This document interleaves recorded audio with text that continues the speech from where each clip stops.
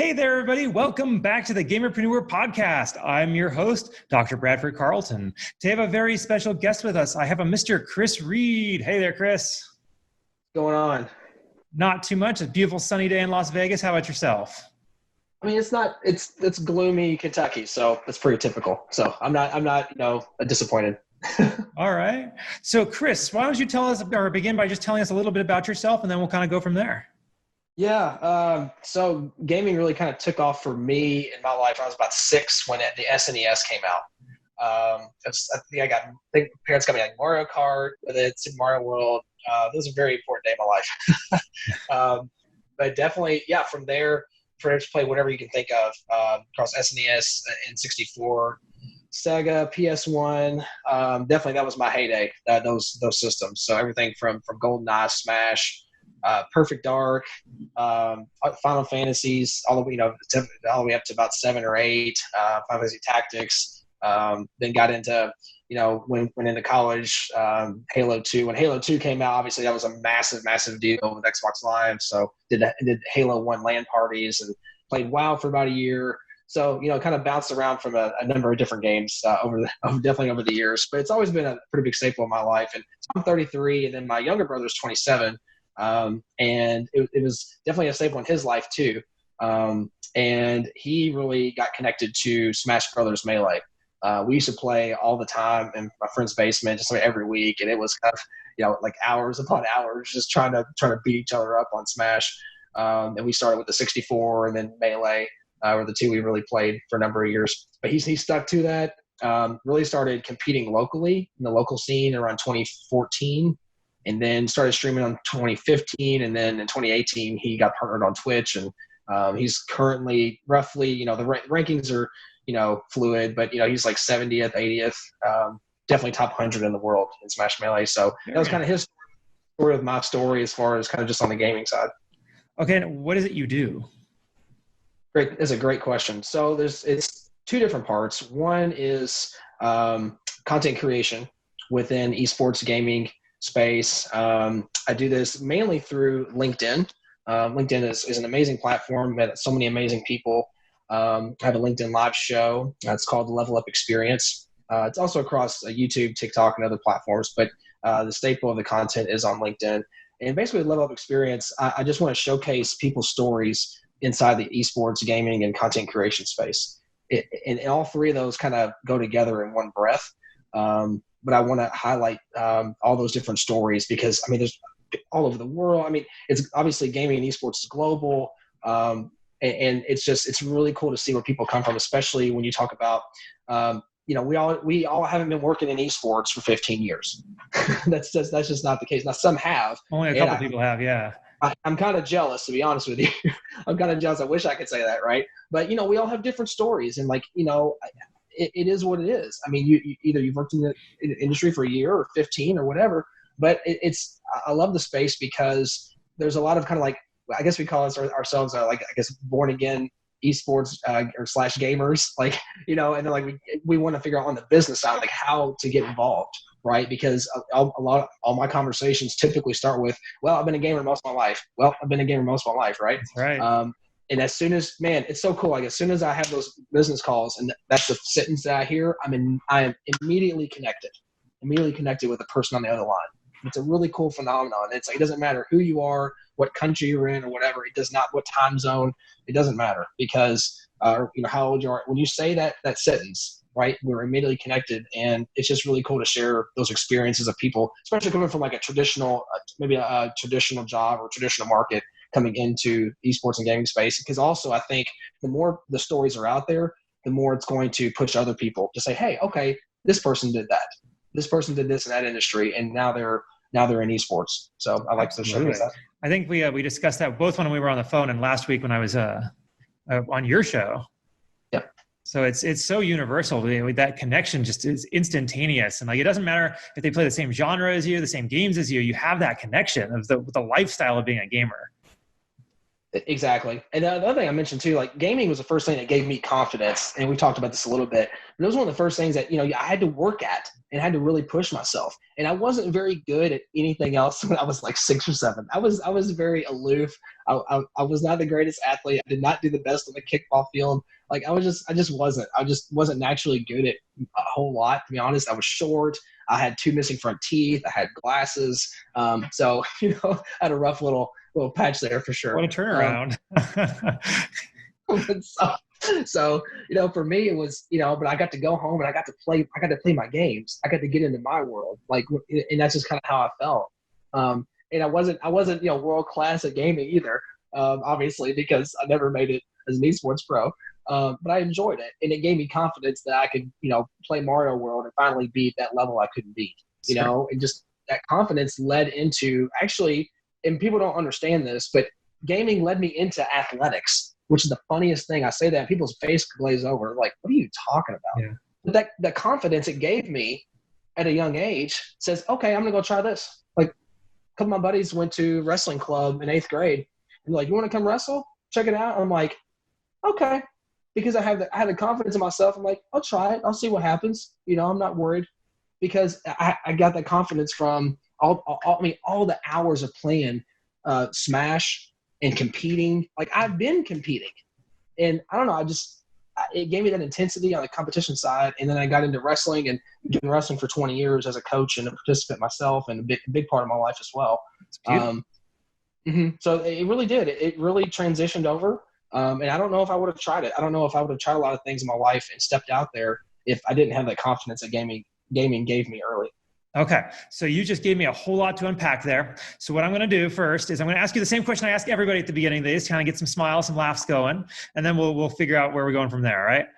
All right. So on a scale of 1 to 10, 10 being high, how weird are you, Chris?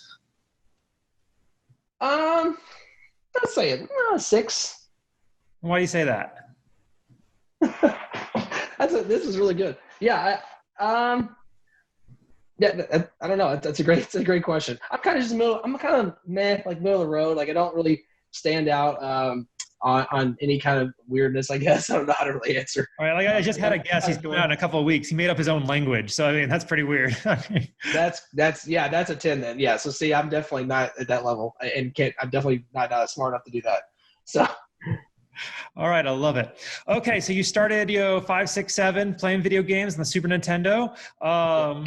What kind of got you into it? Was it a family member? Was it a cousin? Like how did you get your first introduction? Oh man, that's a good question. Friends in the neighborhood. I'm sure some type of commercial. I'm sure I got marketed to, like back, as we all did. I don't know. And as soon as I played NES a little bit, but I feel like I really started playing and getting connected to gaming with SNES for some reason. Okay. Of course I played Duck Hunt and all that when I was a little younger, but I just feel like that's kind of like the inflection point for me. And then and I was the only child at the time, so it wasn't so much like a sibling thing yet at that point. But again, it was something I kind of I saw once I started playing though. Like again, I feel like I was good at it. I started getting some confidence, beating some things. I'm like, oh, this is great. So I kind of got addicted to the feeling of beating something and being competitive. You're always winning. But, yeah. Right. Okay. So what are you currently playing, if anything? So I want to dedicate myself. I talked to my brothers last night. I really want to play Smash Melee, and I want to commit myself to it, not just play it randomly. I really want to commit, whenever I can. Of course, there's a lot of life changes. You have a lot of things going on as you get a little bit later in life. A lot of times, I have 2 young kids, 5 and 2, 2 boys, a beautiful wife, and just a really blessed, life that I have. I've been able to live, but. So whenever I can though, I'd like to try and play Melee a little bit more, just to be more of a player. Who do you mean? Not just a spectator. It's funny, Yoshi. So he's a tough one. Which is way, I know, it's way down the tier. It's way down the tier. So maybe that will change. Maybe I tier up and go a Fox Falco. But if I had to pick right now, it'd be Yoshi. Okay, beautiful. Is it the eggs? You like throwing the eggs, don't you? Yeah, I'm one of those. Yeah. And yeah, it's been sad that like I've misclicked and jumped into the egg a few times, and I actually lost in. We went to we went to a Game Force in 2005 for an event. It was a $20 buy-in at Game Force, this was 15 years ago, right? Yeah. It's like incredible. But Game Force had this tournament. We're like, is this real? Are they really doing this? Like, we like freaked out. We were like, this is crazy. Like, this is pretty cool. So we went up there. It was like 30 people came. Like, that was the first thing I'd ever seen, as actually like, an esports competition. And it was pretty legit, man. But yeah, anyway, my best friend, we actually pulled each other in first round, and he went on to the finals. And then we got last game, last stock, and I jumped in the egg and fell off the edge. So I have some bad memories of the egg. So anyway. All right. So you're as old as I am. You've been playing almost as long as I have. And all that time, what do you say is your number one favorite game? Of all time, yeah, I have to say Final Fantasy VII. Okay. Final Fantasy VII. And of course, not an esport. I was very much into RPGs, which obviously it's so fascinating. Obviously have died out to the point of they're not esports. So there hasn't been that elevation of those games. But, speed running, I think speed running is very undervalued right now. It's incredible, isn't it, to see what people do? It is. And it's interesting, there's a lot of talks around speed running and whatnot. So I was a big Pokemon player, Gen 1. So that's got to be up there too. Red or blue? If I had to, red, gotta go Charizard. Darn right. Charizard. Yeah. So I mean, for me, I would have to say Final Fantasy VII, but it's pretty close. But I would say Final Fantasy VII. And the remake's coming out, and we're freaking out about that. I mean, they actually have the demo. My brother just sent me like the demo download. So that's going to be really incredible. I love it. I can't wait to check it out myself. Okay, so this is the Gamerpreneur. I got your gaming cred. Let's get to the preneur part. You said you have a show, the Level Up Experience, but what is it you do to make money? Well, you can make money making content, sure. Right? Initially when you start making content, you don't start making it, and the next day you start making money. That's not the world of content creation. It really is. You want to do something that you love. You want to make content around something that you enjoy doing. And we had a great conversation last week on this. And so for me, again, tying in my experience, myself as a gamer, my brother, what he's done. I wanted to do that. I wanted to do something around esports and gaming and just something I can talk about. And again, we talked about this last week too, but like, we're working, we're doing a podcast, we're making content, and this is work. So like I can wake up in the morning and have the passion to do that and push through some tough days and whatnot. Okay. So let me kind of rewind for a second. So I didn't mean to put you on the spot and like that. Oh, it's all right. Why don't you tell me what your professional background is, and then I'll ask you how you intend to make money through your content. Yeah. So going back, so we'll go back to 2011. I had a fitness company. So I've really been an entrepreneur pretty much my whole life. I mean, entrepreneur / sales. So basically, essentially, not in a situation where I have a ceiling, if that makes sense, for a profession. So I mean, I've always been like that. Had a fitness company for about a year. Learned a lot there. Really enjoyed it. Doing boot camp classes. It was a facility for wrestling training, wrestling specific training. And then,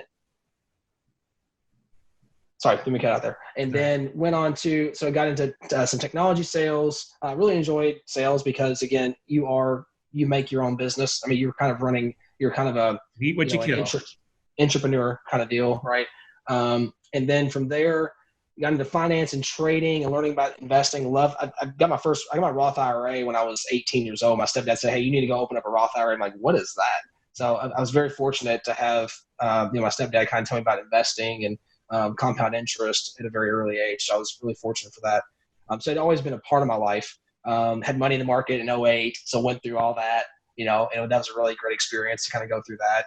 And, so then 2015, my brother started streaming on Twitch. In 2016, he knew I was in that kind of space and really enjoyed doing it. He said, "Hey, why don't you jump on Twitch and stream yourself, with the stock charts?" Because he didn't know much about it.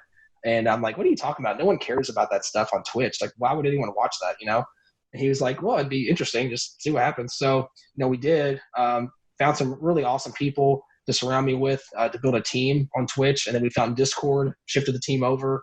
And we turned it into a business for 3 years, for basically turning it into a trading and investing community. Again, no one told anyone what to do and things like that, but it was more of a social layer of sharing ideas and concepts, and providing tools and scanners and things like that for the market. So it was really cool. It was really interesting. I had a lot of fun with it, really great team.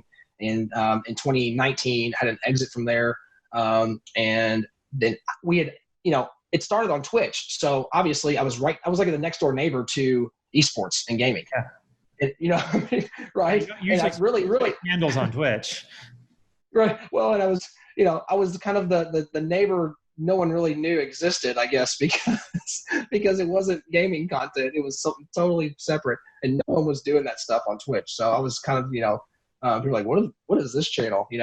But I've always been right next to it. And on the financial side, we were always looking at, on the, I guess, fundamental and technical side, we were always looking at, EA, Activision, Take-Two.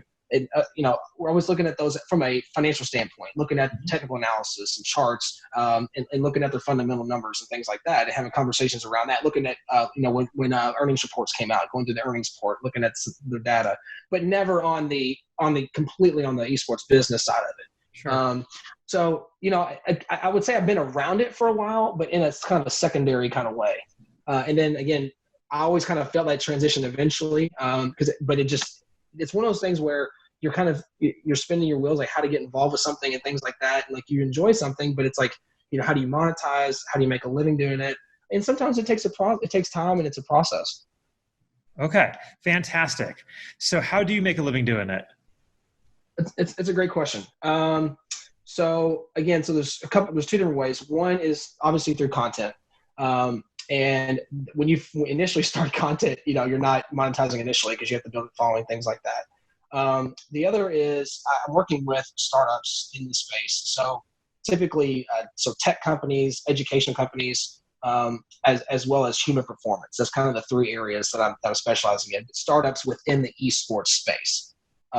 So within those kind of three subsectors, but on the board with companies and working with them in that way to kind of help them get the startup off the ground. And again, most of these companies are very early stage. So not Series A rounds, stuff like that. We're talking very early stage, but essentially going from a 0 to 1 phenomenon, working with content and things like that, because we were able to do that on Twitch from nothing, from zero people, not even know how to turn a camera on, things like that, to where we were. So that's kind of the same concept, leveraging that experience and working with these companies to go from a 0 to 1 phenomenon, and there's a lot of great ideas in esports, but how do you execute on it? How are you looking at your content strategy? How are you building your community that therefore provides feedback to you to increase, better your product or service, and then that feedback loop continues. So just kind of concepts like that, some operational things, but definitely focused on content. Okay. Now, so to take it back, what you're saying is that you use your content in order to find clients then. So you're putting yourself out, you're essentially making yourself a case model for your clients using yourself as the model. It is. And it's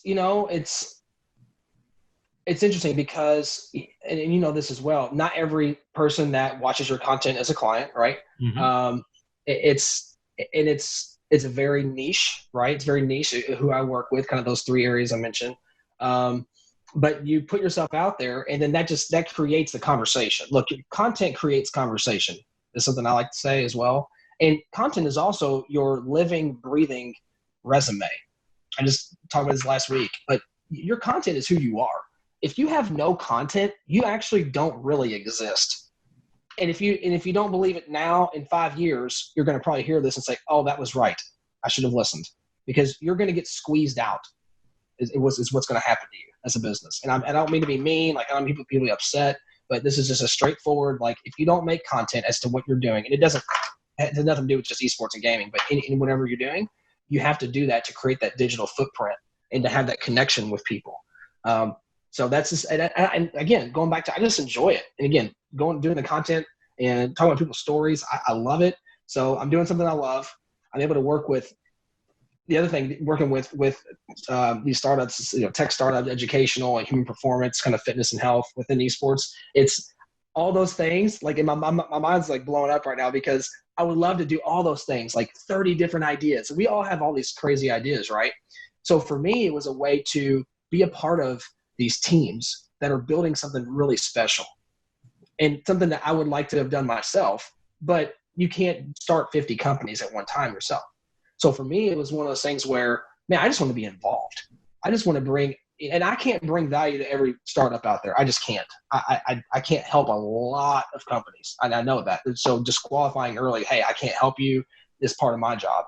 But the ones that I can fill a gap for and help them, that's really exciting to me, because the projects I'm involved in they're absolutely amazing. The teams are amazing. It's almost like as an investor, because you are investing your time as a board advisor. Now, some board advisors give more time than others, and situations are different. But I want to be involved, man, because it's a lot of fun to me. It's a lot of fun to me to be involved in these platforms as a service or software as a service companies that are part of building the infrastructure of esports. It's just a lot of fun. And there's a lot of amazing projects that's coming on, because what has happened, parts of the esports space have went parabolic and other parts of the space are lagging behind.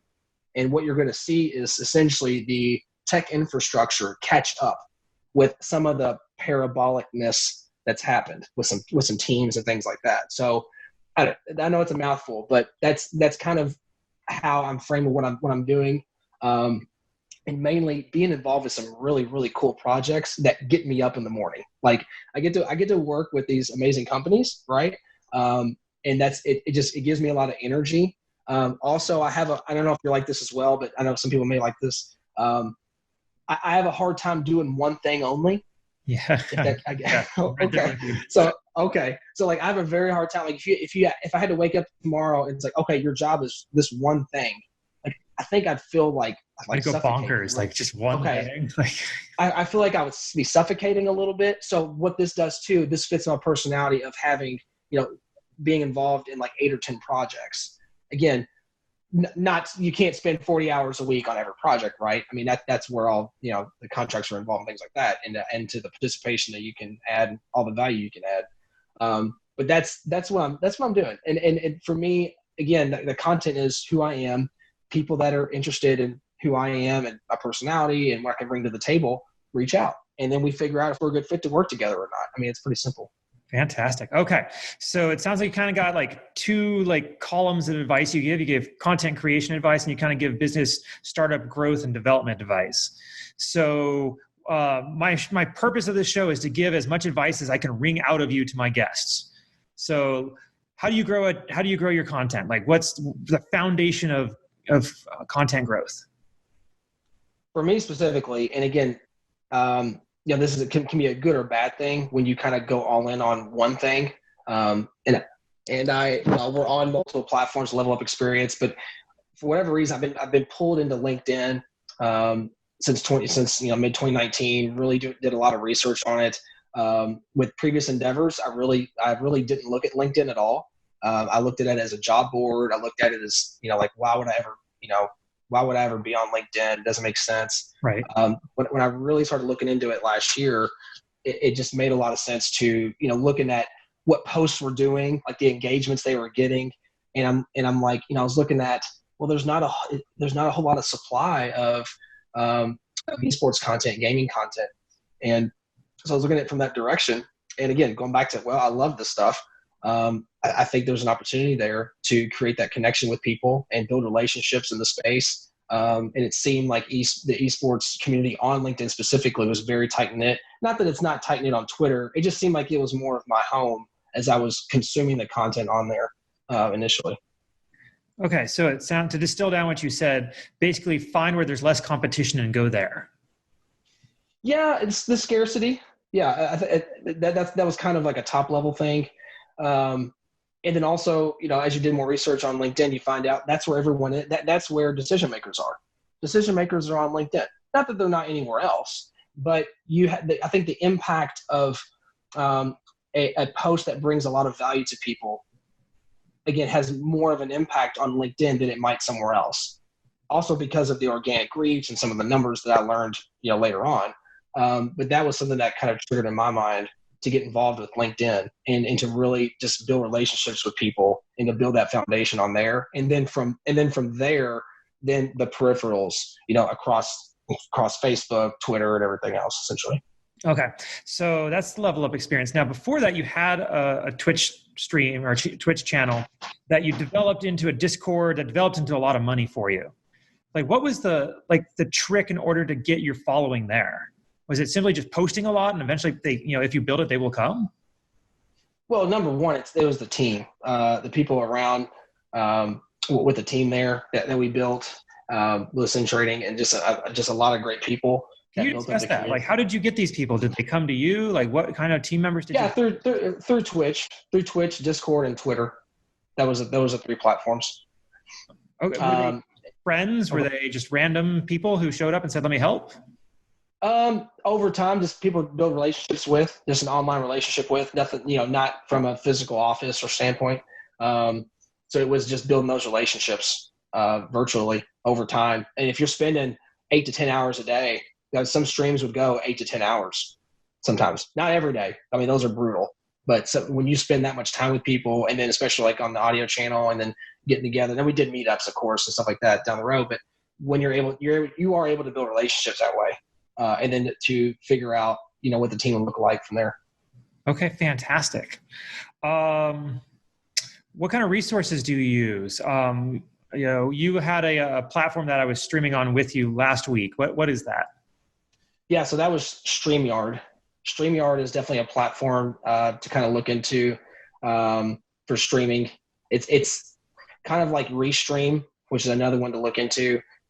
Social Live is another one I have as well. So I'm figuring out how to use those in the best way possible. You're starting to see more of these integrated platforms come out for streaming versus, and OBS is great. Of course, I've used OBS for hundreds of hours. But I'm looking, there's new platforms that have been popping up here and there. And then also I have to use that for LinkedIn because there's only a few platforms that allow integration for LinkedIn Live, which that was really exciting. When I got LinkedIn Live in, I think it was December, that was really exciting because again, there's only, and I don't think anyone really knows this number, but I think there's only about 1,000 LinkedIn Lives on LinkedIn. So, 1,000 accounts that have access to go live on LinkedIn. So you talk about scarcity. That's scarcity right there. What's the criteria to be able to do that? Great question. There is none. It's, what it's like? It's like old school Twitch partner. Like back in the day, Twitch partner, you had no idea. You just like, okay, I'm going to, you're just like, I'm going to send in my application and we'll see. Now Twitch partner, you've got to have, 75 concurrents and stuff like that. But with LinkedIn Live, there is none. I think it's about the volume of content you're putting out there. You may or may not have to apply more than once.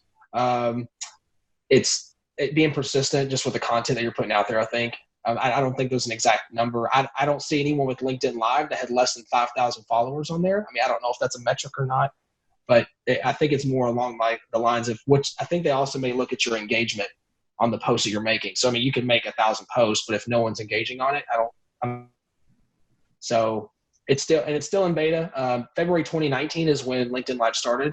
So I would assume that it's going to be, public potentially this year. I mean, no one knows. No one has any idea. But it's really interesting. It's a lot of fun, and I really enjoy it. I'll have to check it out myself, see if I qualify.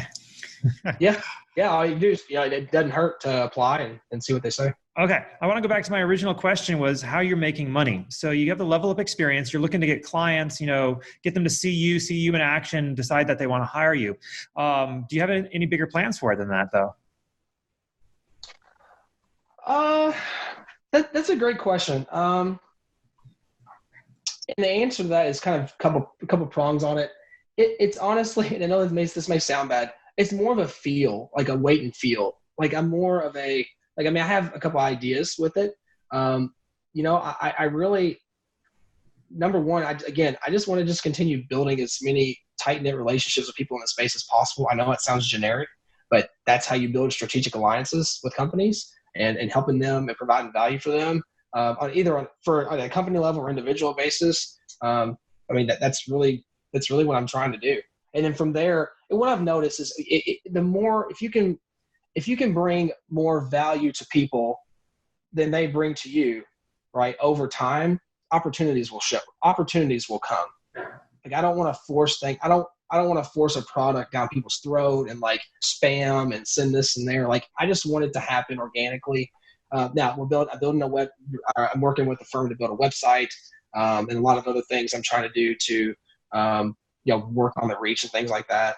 But it really has been a case by case, company by company basis, and really figuring out, am I a good fit to work with them through the conversations we have.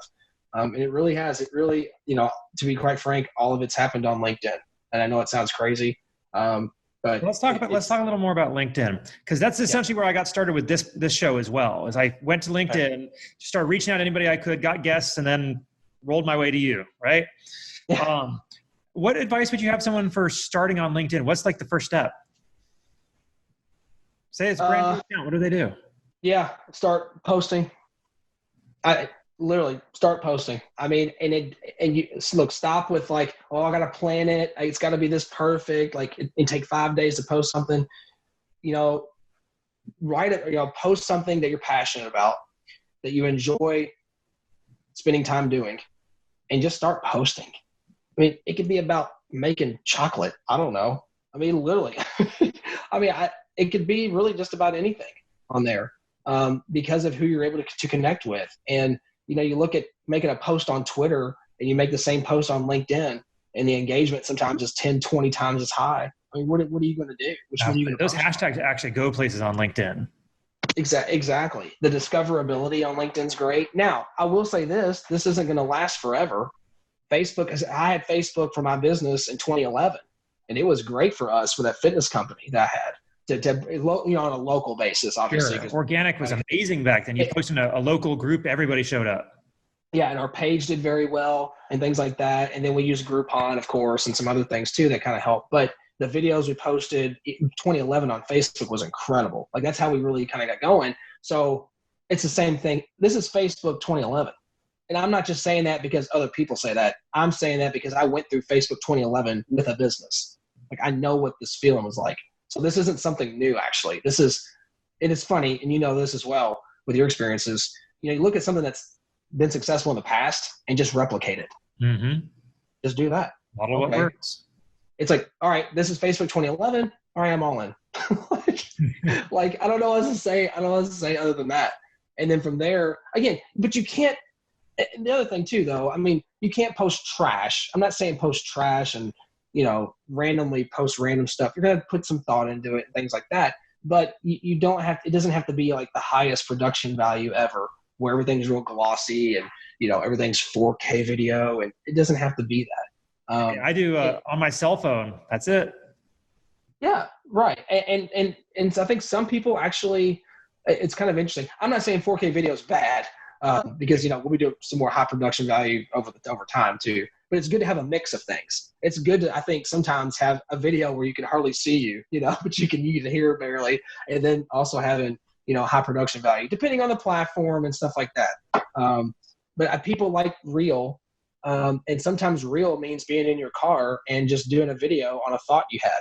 Like that's, I think I think those potentially can be more relationship building than a really highly productive video. Not saying those are bad. Absolutely.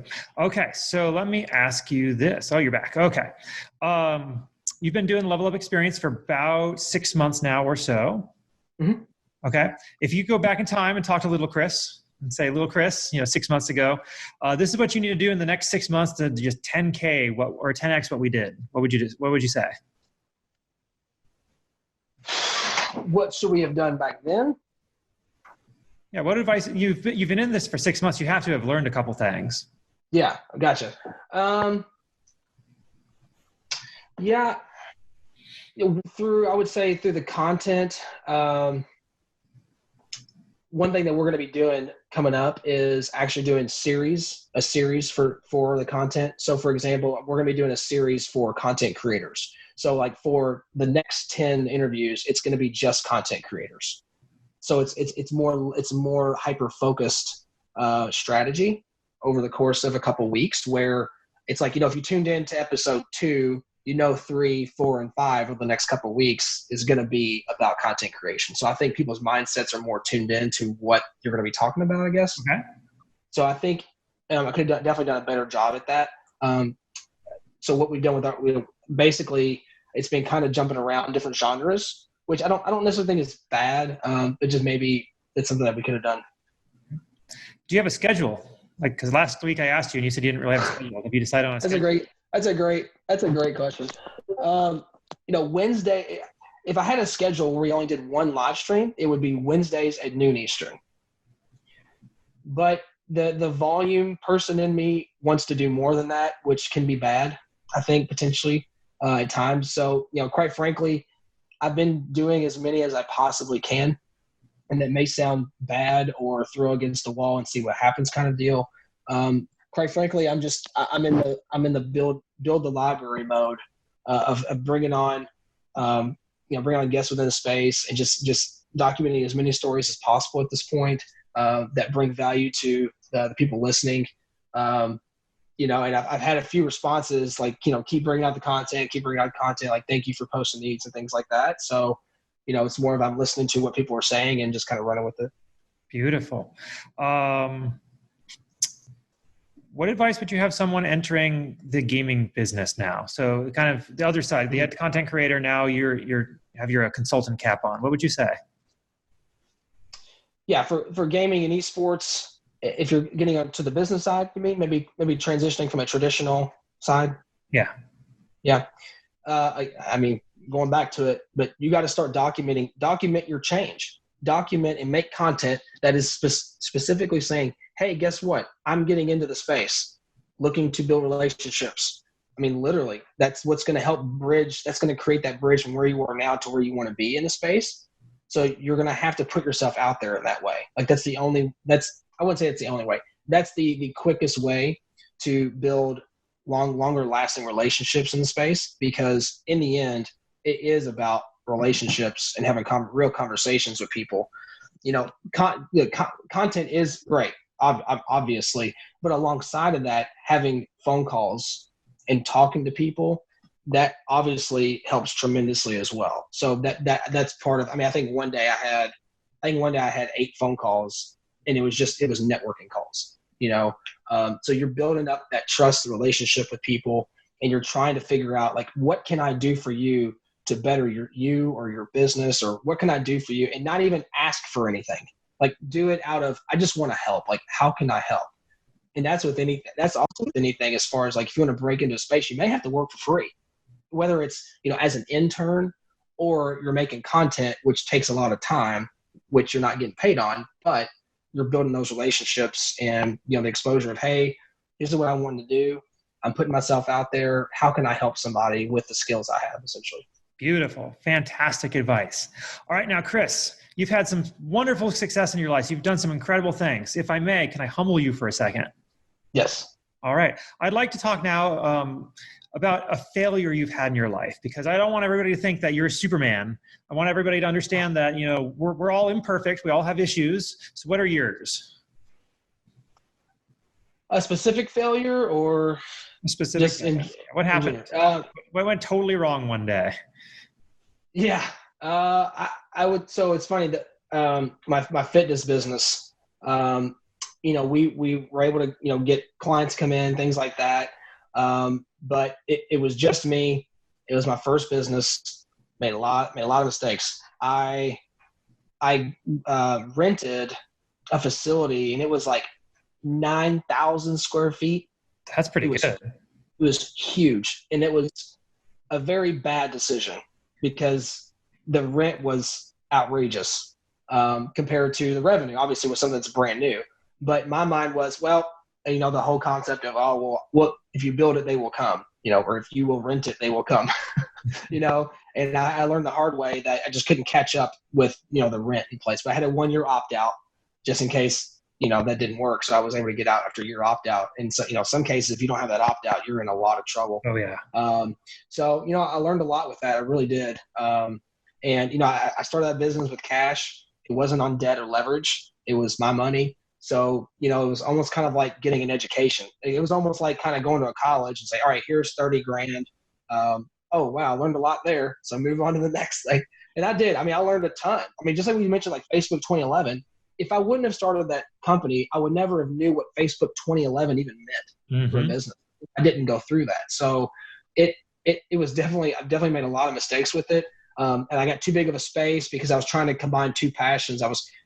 We had to get a wrestling mat, and those that are in like, high school, college wrestling, how big mats are. They're huge. So for me, I had to put a whole mat down, which made me get a huge space. It all sounded great. We're going to do personal training on one side and wrestling on the other, but it created, just too high of rent. Essentially, I had way too big of a space, and we just couldn't scale. And that's why it had to shut down. So for me, it's just crazy, but going through all that led to, going through something and then saying, all right, that didn't work. These things weren't, I made a lot of bad decisions with that.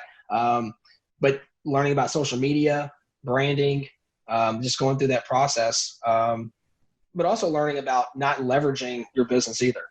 Not saying that debt is all bad. I'm not saying that, but over leveraging yourself, because that is a potential issue with a number of companies. Yeah. Can I go back for a second? So when you were discussing, when you were starting your business, you said you paid cash. You put in your cash rather than going debt or leveraging it.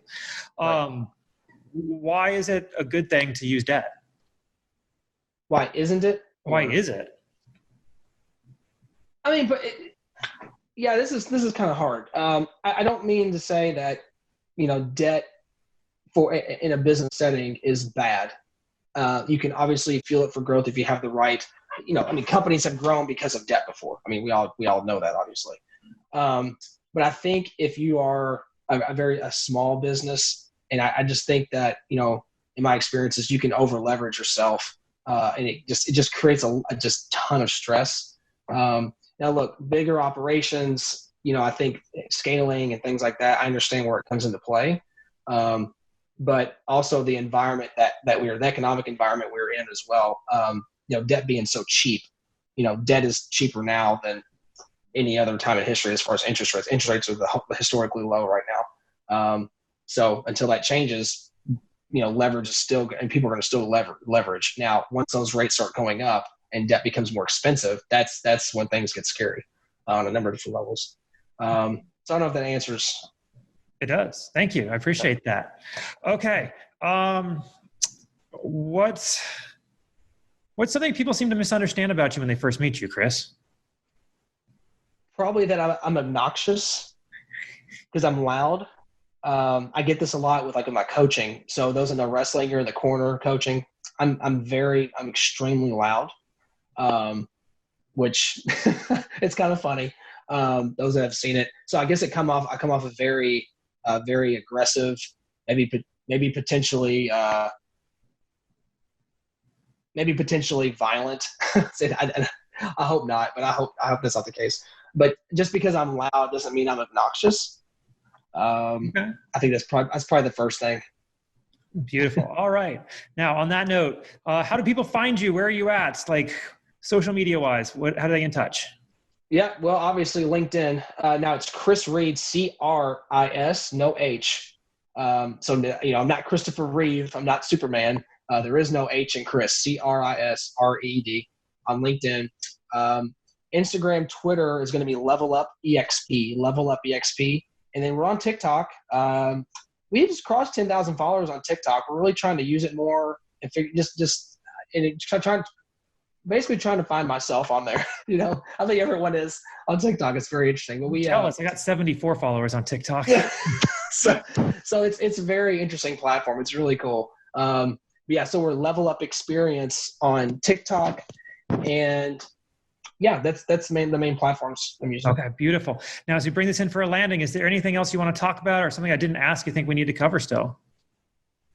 I think that's it. The only other thing I could think of, if someone has thought about making content, and it's like one of those things where whether you're scared to make it because people are going to kind of judge what you're doing, or you just haven't been able to kind of step out and do it. It really is. We said it before this, that your content is who you are from a personal branding / business branding perspective. And if you don't get started, technology it's just going to make people and potentially companies, it's just going to crush them. It really is over time, because that's your digital footprint. That's who you are. Your content is your resume. your content is going to be your resume. So as we start hiring, we're actually going to start hiring, this year at some point, a couple positions. And I want to see your YouTube. I want to see your content before I even look at your resume. I know that sounds crazy. I know people don't agree with that, but that's okay. I'd rather see all that because I think that tells the story of you versus a piece of paper with a bunch of letters on it. Not that I'll ever look at a resume. I'm not saying that. I'm just saying it's secondary to who you are. How can you show me who you are if you have no content? Absolutely. Fantastic. All right, Cris Reed, thank you so much for coming on with us today. We really do appreciate it. Appreciate it. All right, and Gamerpreneurs, please go back and listen to this one again. He gives some fantastic advice. All right, thank you all, and you all take it easy. Hey, if you like this podcast, I'd love to invite you to check out a little bit more about me, Dr. Bradford Carlton, the Gamerpreneur. If you go to my website, www.thegamerpreneur.com/bonus, I'm going to give you a free copy of my book, The Warcraft of Business, where I explain my history in both gaming and business and how I brought the two together in order to create some very successful companies and help a lot of people. And all you got to do is pay for shipping and processing, and I'll send you this book. I absolutely know you're going to love it. All right, you all take it easy.